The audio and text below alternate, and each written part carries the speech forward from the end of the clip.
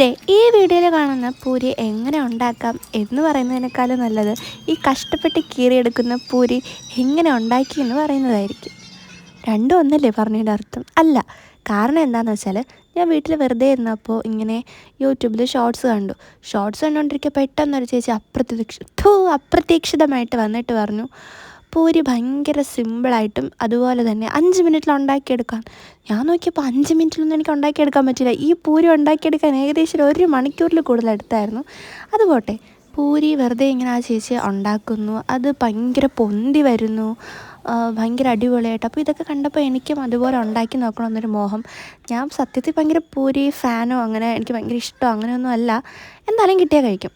അപ്പോൾ ഈ പൂരി ഗോതമ്പ് പൊടിയും റവയും ഉപ്പും കുറച്ച് വെള്ളമുണ്ട്, എന്നിട്ട് അതിനെ മിക്സ് ചെയ്യാണ്ട് ഒന്ന് അടച്ച് വെക്കുക. ജസ്റ്റ് ചെറുതായിട്ടൊന്ന് മിക്സ് ചെയ്തിട്ട് അടച്ചൊരു 10 മിനിറ്റ് കഴിഞ്ഞിട്ട് നല്ലതുപോലെ ഒന്ന് കുഴച്ചെടുത്തിട്ട് അതിനെ ബോൾസാക്കി പരത്തിയെടുത്തിട്ട് ഇതുപോലെ തിളച്ച എണ്ണയിലിട്ടൊന്ന് വറുത്ത് കോരി എടുക്കുമ്പോഴത്തേക്ക് ഭയങ്കര അടിപൊളിയായിട്ടുള്ള പൂരി കിട്ടുമെന്നാണ് ആ ചേച്ചി പറഞ്ഞത്.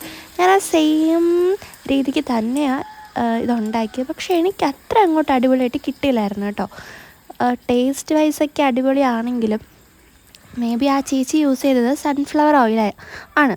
പക്ഷെ ഞാൻ അങ്ങനെയല്ലായിരുന്നു, കോക്കനട്ട് ഓയിലായിരുന്നു. പിന്നെ അതുപോലെ തന്നെ ഗോതമ്പ് പൊടി, റവ എല്ലാം ഞാൻ അതുപോലെയാണ് യൂസ് ചെയ്തത്. പക്ഷേ എനിക്കറിയില്ല ഗൈസ്, അത്രത്തോളം അടിപൊളിയായിട്ട് ഇത് വന്നിട്ടില്ല. ഇത് ഭയങ്കരമായിട്ട് പൊന്തുന്നില്ല, ഭയങ്കര 2 ലെയറായിട്ടൊന്നും മാറുന്നില്ല. കുറച്ചുകൂടി ഒരു ക്രിസ്പിനെസ്സാണ് ഇതിന് തോന്നിയത്. പക്ഷേ ആ ചേച്ചിയുടെ വീഡിയോയിൽ കണ്ടത് ഭയങ്കര സോഫ്റ്റായിട്ടാണ് തോന്നിയത്. പിന്നൊരു കാര്യം എന്ന് പറയുന്നത് റിയലല്ലല്ലോ റിയൽ എന്ന് പറയുന്നത്, അതുകൊണ്ടായിരിക്കും. എന്നാലും ടേസ്റ്റ് വൈസ് അടിപൊളിയായിരുന്നു. പിന്നെന്താ, നന്ദിയുണ്ട് എൻ്റെ വീഡിയോ കണ്ടതിൽ.